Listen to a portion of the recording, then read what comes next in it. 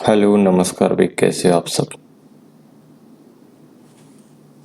हमने RRB NTPC के previous year paper का एक सीरीज चला रखा है।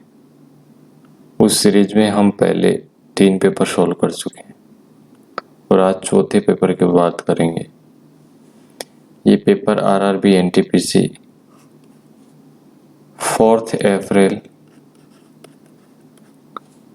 2016 का पेपर है और इस शिफ्ट का पहला क्वेश्चन, एक व्यक्ति 5 किलोमीटर प्रति घंटे की चाल से चलता है एवं एक पुल को 18 मिनट में पार कर लेता है, तो पुल की लंबाई ज्ञात करो। अब यहाँ जो चाल दे रखी है वो किलोमीटर प्रति घंटे में दे रखी है और यहाँ पे ऑप्शन यानी जो आंसर आ रहे हैं मीटर में आ रहे हैं। तो हम इस क्वेश्चन को सोल्व करेंगे कि 5 किलोमीटर प्रति घंटे की स्पीड का मतलब है कि वो 1 घंटे में 5 किलोमीटर जा रहा है और 1 किलोमीटर में 1000 मीटर होता है। हमको आंसर मीटर में चाहिए तो हम क्वेश्चन को स्टार्ट से मीटर में लेके चलेंगे। तो 1 किलोमीटर में 1000 मीटर होता है तो 5 किलोमीटर में 5000 मीटर हो जाएगा। 5000 मीटर की दूरी तय करता है ये 60 मिनट में, जबकि 18 मिनट में पूरे पुल को पार करता है तो 18 मिनट में कितनी दूरी तय करेगा ये निकाल लेंगे हम। 0 से 0 कट गया, 6 से 18 3 बार कट गया, यानी कि 1500 मीटर का है वो पुल।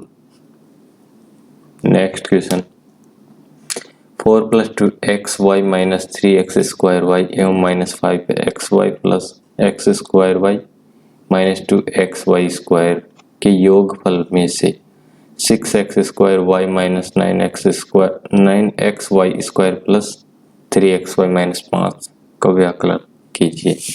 अब व्याकलन का मतलब क्या होता है? ये व्याकलन कोई बड़ी चीज नहीं होती। इसका मतलब है कि इन दोनों को जोड़कर इन दोनों के योग में से इसको घटा दो। अब इसको घटा देंगे तो हम पहले मान लो हमने x² y से स्टार्ट किया घटाना। हमने पहले x² y प्लस कहे इन दोनों को जोड़ा, इसको और इसको जोड़ा। तो पहले हमने x² y और -3x² y को जोड़ा, तो -3x² y और x² y को जोड़ा तो यहाँ पे बच गया 2x² y माइनस का, क्योंकि ये माइनस का था। फिर इसमें से इसको घटाना था, x² y यहाँ पे प्लस का है तो इसमें से जब माइनस होगा तो ये -6x² y हो जाएगा। तो -2x² y में से अगर 6x² y घटेगा तो यहाँ -8x² y होगा, जो कि एक ही ऑप्शन में है। ज़्यादा हमको पूरे को सोल्व करने का कोई ज़रूरत नहीं है, हमने एक पद को सोल्व किया और आंसर निकाल लिया। अब देखो, जैसे हम अगर अचर पद को देखते तो इसमें 4 था, यहाँ पे कुछ भी नहीं था अचर पद। तो 4 में से अगर हम -5 को घटाएंगे तो -5 जब घटेगा तो माइनस का चिन्ह प्लस में चेंज हो जाएगा और 4 + 5 9 हो जाएगा, यानी कि प्लस के 9 एक ही ऑप्शन में है। तो यही हो जाएगा आंसर। इस तरीके से भी हमको पूरे क्वेश्चन को जोड़कर घटाने का कोई ज़रूरत नहीं है, एक पद से भी हम जा सकते हैं। नेक्स्ट, एक आयत का परिमाप 28 सेंटीमीटर है। यदि आयत की एक भुजा 4 सेंटीमीटर हो तो दूसरी भुजा ज्ञात करो। ये कोई आयत था जिसकी एक भुजा 4 दे रखी थी, दूसरी हमको ज्ञात करनी थी, तो हमने दूसरी भुजा को x मान लिया। अभी कह रहा है कि इस आयत का परिमाप 28 सेंटीमीटर है। इस आयत का परिमाप हमने देखा तो ये हुआ 24 + x, 2 गुणा लंबाई प्लस चौड़ाई बराबर दे रखा है 28। ये कट गया तो 4 + x बराबर हो गया 14, तो x का वैल्यू हो गया 10। यही हमसे पूछे x का वैल्यू। नेक्स्ट, दो संख्याओं का गुणनफल उनके योगफल के 3 गुने के बराबर है एवं एक संख्या 12 है तो दूसरी संख्या ज्ञात करो। फर्स्ट नंबर क्वेश्चन में दे रखे है 12, सेकंड नंबर हमसे पूछे उसको हमने मान लिया x। अभी कह रहे दो संख्याओं का गुणनफल उनकी योगफल के 3 गुने के बराबर है। जैसा जैसा क्वेश्चन में बोला है वैसा वैसा हम करते जाएंगे। तो इसने बोला है दोनों संख्याओं का गुणनफल, दोनों संख्याओं का गुणनफल कर दिया हमने तो ये हो गया 12x। अब ये बराबर है उनके योगफल के 3 गुने के बराबर। हमने उनका योग कर दिया x + 12 और इसको 3 से गुणा कर दिया तो ये हो गया 12x बराबर 3x + 36। ये 3x इधर आया तो यह बचा 9x बराबर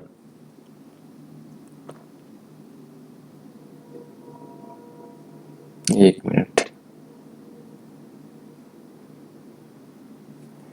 9x बराबर 36।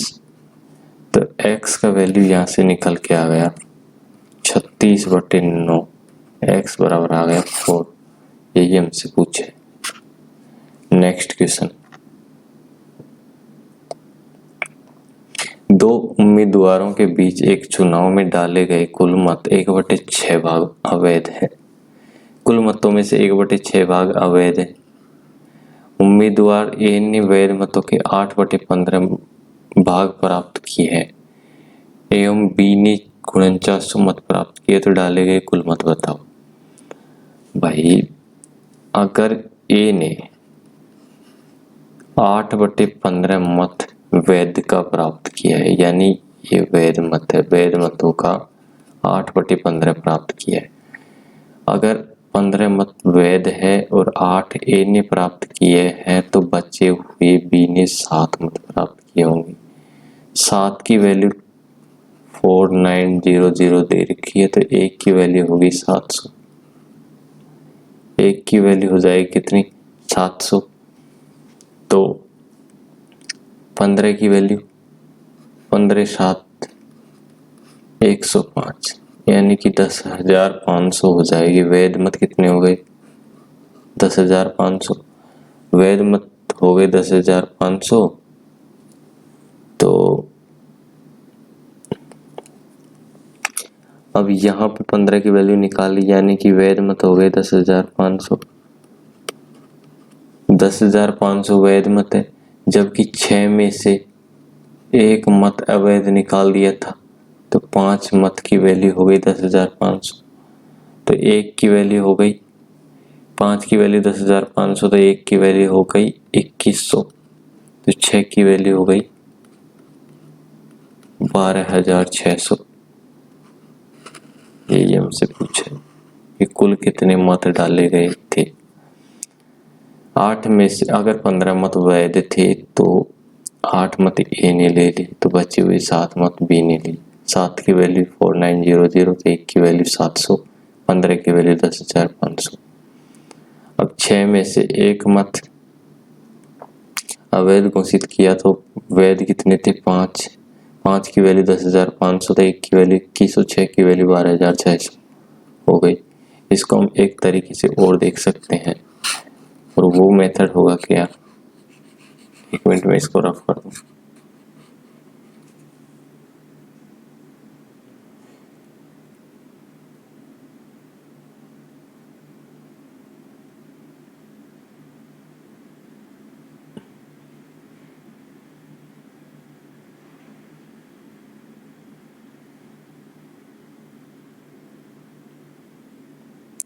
हाँ जी देखो,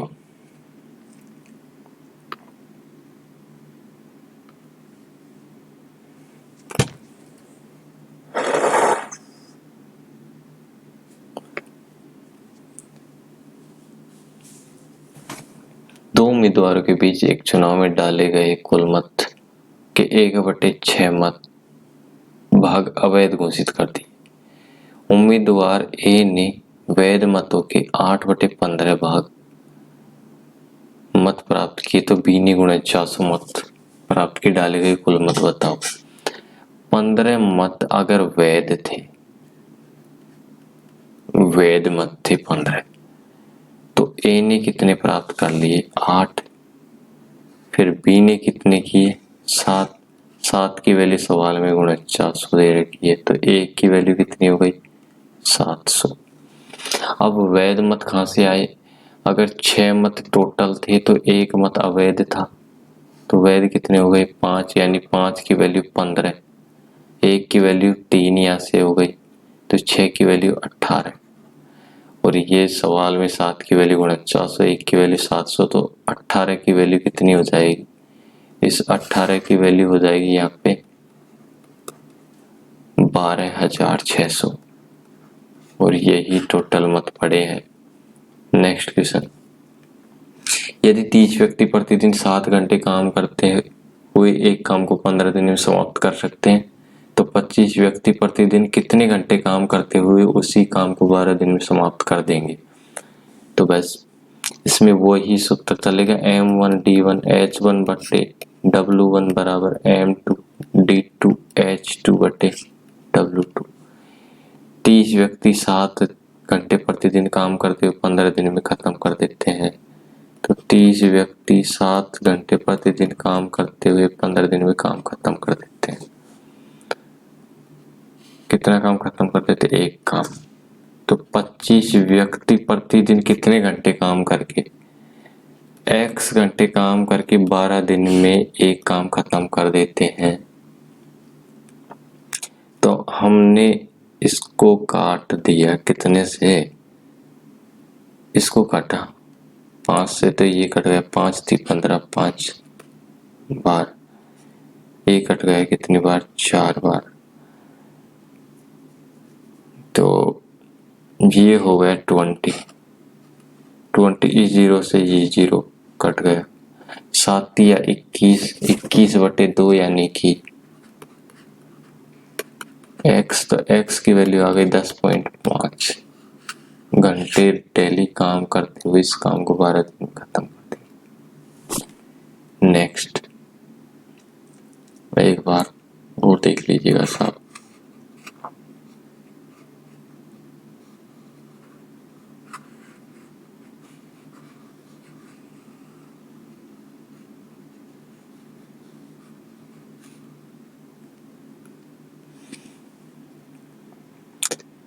व्यक्ति 7 घंटे प्रतिदिन काम करते हैं और 15 दिन में एक काम खत्म कर देते हैं तो 25 व्यक्ति रोजाना कितने घंटे काम करके 12 दिन में खत्म कर देंगे।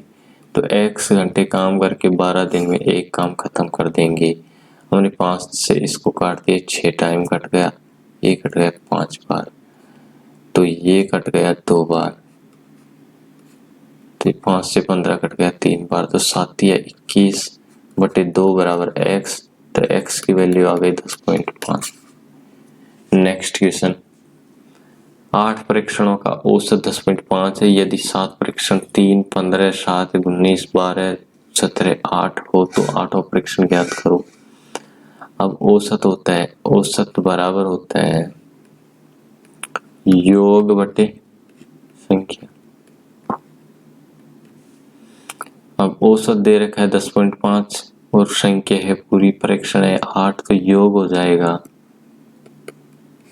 संख्या गुणा औसत 10.5 गुणा 8, 10.5 गुणा 8 कितना हो गया? 84, यानी कि पूरे 8 संख्याओं का योग तो 84 है और 7 संख्याओं का योग दे रखा है यानी 7, 3, 15, 18, 7, 25 और 9 44 12 56 और 17 73 और 8 81। 7 संख्याओं का योग कितना हो गया? 81, जबकि 8 का योग है 84, तो जो 8वीं संख्या बची उसका मान होगा 3। नेक्स्ट, 4 पुरुष 96 मीटर लंबी दीवार को 2 दिन में खत्म रंगाई कर सकते हैं तो 6 पुरुष 72 मीटर लंबी दीवार की रंगाई कितने दिन में करेंगे। ये बस वही M1D1 H1 बटे W1 है, यानी कि 4 आदमी 2 दिन में 96 काम करते हैं तो 6 आदमी x दिन में यानी कितने दिन में? x दिन में 72 काम करेंगे। हमने इससे काट दिया इसको 24 टाइम, ये कट गया 3 बार, ये कट गया 3 बार, तो 3 दूनी 6, 6x बराबर 6, तो x की वैल्यू आ गई 1, यानी कि 6 आदमी एक दिन में बेहतर काम कर देंगे। नेक्स्ट, यदि किसी धनराशि पर 5% प्रतिवर्ष की दर से 2 वर्ष में चक्रवृद्धि ब्याज तथा साधारण ब्याज का अंतर 225 रुपए, तो मूलधन याद करो। 5% का मतलब होता है 1/20 और 1/20 का मतलब होता है 20/1 का 20/1 ब्याज। अब पहली वर्ष का अगर साधारण ब्याज 20 रुपए है तो साधारण ब्याज दूसरे वर्ष का 20 रुपए होगा।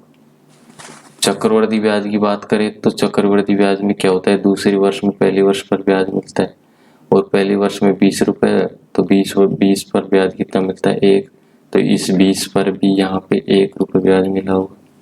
तो चक्रवृद्धि ब्याज और साधारण ब्याज का अंतर क्या होगा, ये 1 रुपये। 1 की वैल्यू सवाल में दे रखी है 225, तो 20 की वैल्यू कितनी हो जाएगी, 20 की वैल्यू हो जाएगी 450, 4500। अभी पहले वर्ष का साधारण ब्याज कहाँ से आया, जो भी धन होगा यहाँ पे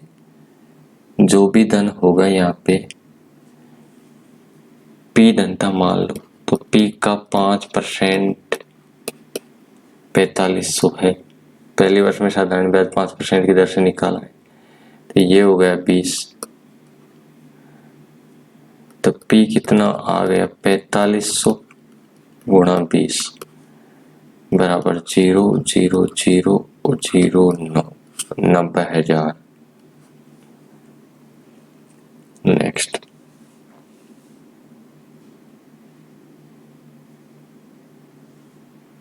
एक समद्विबाहु त्रिभुज में समान कोणों के सम्मुख भुजाएं 3x + 3 और 2x + 5 है तो x का मान ज्ञात करो। ये कोई समद्विबाहु त्रिभुज है, समान कोण ये मान लो ABC समद्विबाहु त्रिभुज है और इसके जो समान कोण है वो ये है, ये भी ठीक है और ये भी ठीक है। समद्विबाहु त्रिभुज में क्या होता है, त्रिभुज में जिस एंगल के अनुपात में बढ़ता है भुजा, अगर इसके सामने थीटा के सामने x है तो इस थीटा के सामने भी x होगा। इसका मतलब है कि अगर ये थीटा x है तो इसका ये थीटा भी x होगा, दोनों मान बराबर होंगे तो ये इन दोनों के सामने वाले एंगल भी समान बताए गए हैं तो ये दोनों बराबर हो जाएंगे, अर्थात 3x + 3 बराबर 2x + 5, तो x बराबर कितना हो गया 2। नेक्स्ट, 210 मीटर लंबी एक रेलगाड़ी 108 किलोमीटर प्रति घंटे की चाल से चल रही है। वह रेलगाड़ी 150 मीटर लंबे प्लेटफॉर्म को कितने समय में पार करेगी। जब रेलगाड़ी किसी प्लेटफॉर्म या रेलगाड़ी को तय की दूरी क्रॉस करती है तो उसमें उस प्लेटफॉर्म या रेलगाड़ी की लंबाई भी जोड़ दी जाती है। इसका मतलब क्या हुआ कि 210 मीटर लंबी तो रेलगाड़ी खुद है, 150 मीटर लंबा प्लेटफॉर्म को पार कर रही है, यानी कि रेलगाड़ी कुल कितनी दूरी तय कर रही है, 210 मीटर तो ये पार कर रही है, 150 मीटर ये 360 मीटर की दूरी तय कर रही है ये पूरी।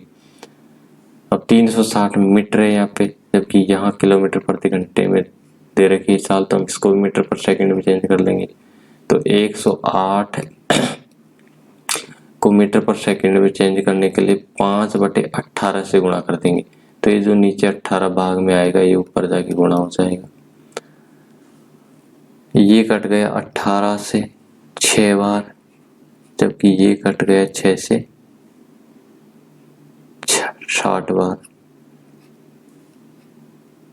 यानी कि 12 सेकंड में यह इस प्लेटफॉर्म को पार करेगी। नेक्स्ट, दो संख्याएं 2:3 के अनुपात में यदि प्रत्येक संख्या में से 12 घटाया जाए तो परिणामी संख्याओं का अनुपात 5:8 हो जाता है। संख्या ज्ञात करो। मान लो संख्या 2x और 3x थी और ये कह रहे दोनों में से अगर 12 घटाया जाता है तो ये 12 घटा दिया तो इसका अनुपात 5:8। हमने क्रॉस मल्टीपल कर दिया, इसको क्रॉस मल्टीप्लाई करने पर ये हो गया 16x - 96 = 15x - 60। तो ये इधर आ गया, x हो गया कितना 60 माइनस का प्लस 96, तो x की वैल्यू आ गई 36। x की वैल्यू 36, तो पहली संख्या थी 2x, तो 2x में x की वैल्यू रखी 36, तो ये हो गई पहली संख्या 72 और दूसरी संख्या हो गई 108। तो दोनों संख्या हो गई 72 और 108। नेक्स्ट, 48 के सभी धनात्मक गुणनखंडों की माध्यिका ज्ञात करो। पहले तो हमको गुणनखंड ज्ञात करना पड़ेगा। अब गुणनखंड क्या होता है? वह संख्या जिसका भाग 48 में पूरा पूरा जाता हो। तो 48 के गुणनखंड हो गए, एक तो 1 होगा, 2 होगा, 3 होगा, 4 होगा, 6 होगा, 8 होगा, 12 होगा, 16 होगा, 24 होगा, फिर 48 होगा। अब माध्यिका ज्ञात करते वक्त क्या करते हैं? पहले संख्या को बढ़ती क्रम में लिख देते हैं, फिर बीच वाली संख्या देखते हैं। हम बीच वाली संख्या देखने के लिए इधर से 4 छोड़ देंगे और इधर से भी 4 छोड़ दिए, तो बच गई बीच में 2 संख्या। अब अगर एक संख्या होती तो हम वो संख्या बता देते, लेकिन यहाँ पे 2 संख्या बच गई तो हम दोनों को जोड़ देंगे। 6 + 8 और 2 का भाग दे देंगे, यानी 14/2 बराबर 7। यही आंसर है इस क्वेश्चन के। ये कह रहे हैं 20 कुर्सियां बेचने पर एक दुकानदार 4 कुर्सियों के विक्रय मूल्य के बराबर लाभ कमाते हैं, तो उसका लाभ प्रतिशत बताओ। पहली चीज तो लाभ बराबर क्या होता है? लाभ बराबर होता है SP, selling price minus CP, cost price. अब लाभ कितना हुआ उसको? 4 वस्तुओं के एसपी के बराबर लाभ हुआ है उसको। कब हुआ है? जब उसने 20 वस्तुओं का सेलिंग किया है। अब 20 वस्तु उसने बेची है, तो 20 वस्तुएं बेची कहाँ से? जब उसने 20 वस्तुएं खरीदी होंगी तभी तो बेची होंगी 20 वस्तु। तो इसको इधर लाए तो ये हो गया 20 का सीपी बराबर 20 एसपी माइनस 4 एसपी। तो सीपी 20 का सीपी बराबर हो गया 16 एसपी। तो सीपी और एसपी का अनुपात हो गया यहाँ पे 16 से 20। अरे यार 16 से 20, यानी कि वस्तु उसने 16 रुपए में खरीदी और 20 रुपए में बेच दी। 4 का लाभ हुआ, कितने पे हुए? 16 पे परसेंट बदलने के लिए 100। 4 बार 4 से ये 25 बार, यानी कि 25% का उसको प्रॉफिट हुआ। नेक्स्ट, कोस स्क्वायर ए गुणा कोसेक स्क्वायर ए गुणा कोस स्क्वायर ए का वैल्यू बताओ। हमने कोसेक स्क्वायर ए को 1 साइन स्क्वायर ए लिख दिया, इधर गुणा में कोस स्क्वायर ए दे रखा है, तो ये हो गया कोस स्क्वायर ए बटे साइन स्क्वायर ए, और कोस स्क्वायर ए बटे साइन स्क्वायर ए होता है कोट स्क्वायर ए। नेक्स्ट, एक पिता ने अपनी संपत्ति का 1/3 भाग पत्नी के लिए अलग करके शेष धनराशि को अपने 3 पुत्रों में 2, 3 और 5 के अनुपात में बांट दिया। यदि पहले पुत्र को 48,000 रुपए मिलते हैं तो पिता के पास कुल कितनी संपत्ति थी? भाई उसने बांटे 2:3:5 के अनुपात में, यानी पहले बेटे को 2 रुपए मिले, दूसरे को 3 और तीसरे को 5 मिले होंगे। जबकि 2 की वैल्यू सवाल में 48,000 दे रखी है, तो 1 की वैल्यू कितनी होगी? 24,000 रुपए। 24,000 रुपए तो हम देख लेंगे। बेटों को कितने रुपए दिए उसने? 2 पहले को दिए, 3 दूसरे को, 5 और 5 10। तीनों बेटों को उसने 10 रुपए दिए। तो 1 की वैल्यू 24,000, तो 10 की वैल्यू 2,40,000 हो जाएगी। 10 की वैल्यू 2,40,000 रुपए हो जाएगी। अब ये 10 कहाँ से आया है उसके पास? जब उसने 2,40,000 रुपए 2,40,000 रुपए अपने बेटों को बांटे हैं, 2,40,000 रुपए अपने बेटों को बांटे, तो वो कहाँ से बांटे हैं? वो उसने, अगर उसके पास 3 रुपए थे तो 1 रुपए पत्नी के लिए रख दिया और 2 रुपए को अपने बेटों में बांट दिया। 2 की वैल्यू 2,40,000, तो 1 की वैल्यू हो गई 1,20,000। 3 की वैल्यू हो जाएगी कितनी? 3,60,000। और यही इस क्वेश्चन के आंसर है। नेक्स्ट, एक सप्तभुज से सभी अंत्यकोणों का योग डिग्री में ज्ञात करो। सप्तभुज के सभी अंत्यकोणों का योग होता है n-2 गुणा 180। तो यहाँ सप्तभुज n की वैल्यू 7 है। 7 माइनस 2 गुणा 180, तो 5 गुणा 180 कितना हुआ? 900। नेक्स्ट, एक पोशाक का बिक्री पर 15% की दर से हानि 225 रुपए है, तो पोशाक का क्रय मूल्य बताओ। भाई 15% की हानि हो रही है, जबकि ये बता रहा है कि उसको 225 रुपए की हानि हो रही है, तो 15% की वैल्यू 225, तो 1% की वैल्यू कितनी आ गई? 15। जबकि हमसे पूछे 100% की वैल्यू, तो हम दोनों साइड 2 जीरो चिपका देंगे, यानी कि वस्तु कितने की थी? 1500 रुपए की। इस क्वेश्चन को हम एक तरीके से और देख सकते हैं।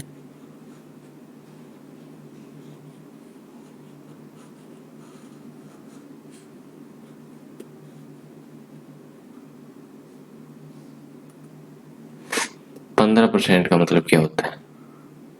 तो आप बताओगे 15% का मतलब 3/20 होता है, जबकि 20 की वैल्यू दे रखी है सवाल में 225, तो 1 की वैल्यू 75, तो 20 की वैल्यू 1500। भाई 15% की वैल्यू 3/20, इसका मतलब होता है 20 पे 1 की हानि, 3 की हानि, सॉरी 3 की वैल्यू जबकि दे रखी है 225, तो 1 की वैल्यू 75, तो 20 की वैल्यू हो गई 1500। नेक्स्ट, साइन थीटा बराबर 5/13 है, तो कोस थीटा बताओ। तो भाई ये 5/13 का ट्रिपलेट दिख रहा है, जबकि साइन होता है कर्ण, वो लंब बटे कर्ण, और कोस होता है आधार बटे कर्ण। तो यहाँ पे 5 लंब है, 13 कर्ण है, तो आधार हो जाएगा कितना? 12। और हमसे कोस थीटा पूछे, कोस थीटा होता है आधार बटे कर्ण, तो आधार हमारा 12 और कर्ण हमारा 13। आंसर हो जाएगी 12/13। सरल कीजिए 4√18 + 7√32 - 250। हमने इसको लिख दिया 4√9 गुणा 2 प्लस 7 को लिख दिया 16 गुणा 2 माइनस 2 इसको लिख दिया 25 गुणा 2। तो इस 9 में से 3 बाहर निकल गया इधर, तो ये हो गया 12√2 प्लस ये 16 से 4 बाहर निकल गया, तो ये हो गया 28√2 माइनस यहाँ से 5 बाहर निकल गया, तो ये हो गया 10√2। 12√2 और 28√2 हो गया 30√2। 30√2, ओ सॉरी 12√2 और 28√2 हो गए 40√2। 40√2 में से 10√2 अगर घटा दिया तो बच गया क्या? 30√2। Option A. और इसी के साथ आज 4th अप्रैल 2016 का पेपर खत्म हुआ। हमारा चैनल लाइड मैथ्स है, प्लीज सब्सक्राइब जरूर करें, इस चैनल को लाइक करें और शेयर भी करें। Thanks to all.